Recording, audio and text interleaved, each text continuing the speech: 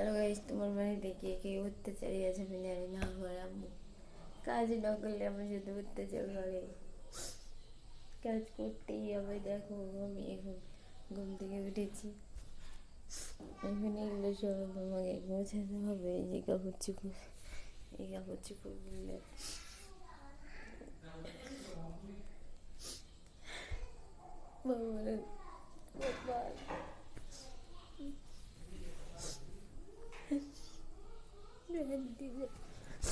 কাজ না করলে বাড়ি থেকে বাড়া, তাই বলে, কিন্তু কি করবার লাগো,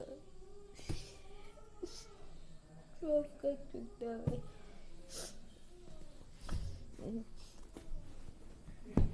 কি করার উপায়?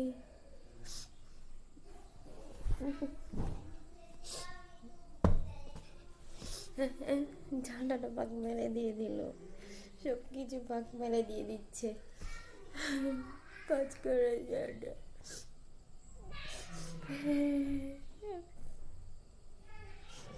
গান করবো না, গান করবো না, তারপরেও দিয়ে দিচ্ছে।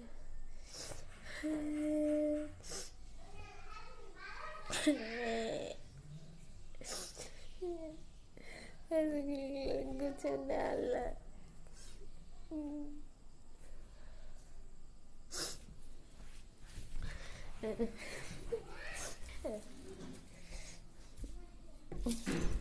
আমি গেছি